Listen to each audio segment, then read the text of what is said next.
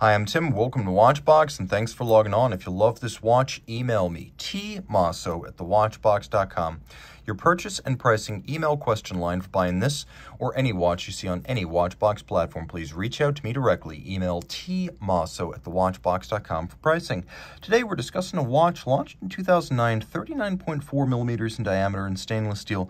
This is the Grand Seiko Spring Drive GMT SBGE009.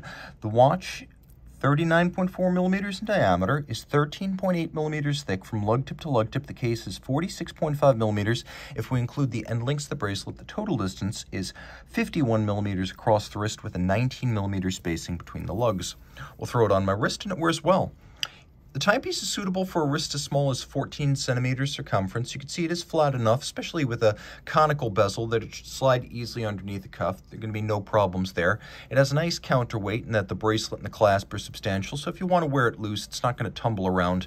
It's like a sailboat with a keel. It's not going to heel over too far. We have a conforming end link to better integrate the bracelet to the case. Of course, we have a 3-link design with staggered link size and staggered alignment. There's a little bit of a rolled bevel from the side all the way up to the top and back, and you can see the outer faces are polished. We have removable links fixed by screws, and you can see there's a half link on each side. We have a single fold, thick gauge deployant clasp with a twin trigger release. You must press both. The watch is 100 meters water resistant. It does have a screw down crown, so this is a quasi sports watch. You can also see that the case is complex and robust and has a lot of personality. The lugs have presence. The case swells out from the case band profile. It's not a blended lug Calatrava or Rolex style. It is a very idiosyncratic shape with sort of a polyhedron outer facing to the crown guards, which include both polish and satin. And you can see there's satin atop the lugs and then several different facets to the ends of the lugs. The bezel has a vertical section and then majority of it is conical. This is the Zaratsu polish, or the tin plate polishing you've heard of on Seiko and Grand Seiko watches.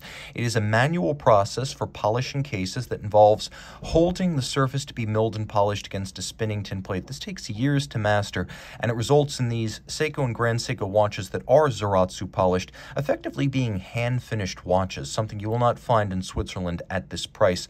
Now, the dial has a lovely crosshatch pattern to it, and then we have outboard a 24-hour scale for the GMT. You can see there's a GMT hand that is fired blue steel. We have lovely faceted individual hour indices as well as hands. Grand Seiko does dial furniture as well as anyone in the business, and all of these components are manually finished using micrometric diamond-tipped milling tools. You can see that the watch has a smooth sweep to the seconds hand because it is spring drive, a technology that took decades to perfect. It has no batteries, no capacitors, no stepper motors, but it does use a quartz oscillator that wakes up by means of induced current, a unidirectional governing wheel turned by the mainspring. It is all mechanical, wakes up a quartz oscillator. So by turning via mechanical means, that wheel wakes up the quartz oscillator with an induced electrical current, which then uses a back electromagnetic force to slow, in braking fashion, the turning of the wheel, and that allows it to meter out the time. There is no escapement, so there is no start or stop like you would find with a Swiss lever. As a result, we have this distinctively smooth sweep, and there are advantages to this system, as it's accurate to plus or minus 15 seconds a month. Remember, a COSC Swiss chronometer is accurate to -4 plus 6 seconds per 24 hours. Now, there are some subsidiary setting modes here. The movement, which is the 9R66, it's the spring drive with the GMT. You have a hacking seconds function. You have the ability to set the hour hand independently, and you can see as you travel east or west, you can move the date too.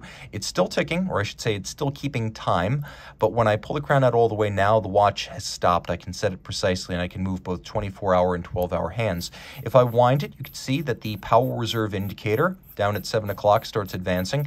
It is automatic winding. It does have a 72-hour power reserve, and it pivots on 30 joules. This movement is watchmaker assembled, watchmaker tuned, and when the time comes, watchmaker serviced. It is not disposable consumer electronics. It is a lifetime movement for a lifetime watch. Reach out to Team Mosso at thewatchbox.com for purchase and pricing details.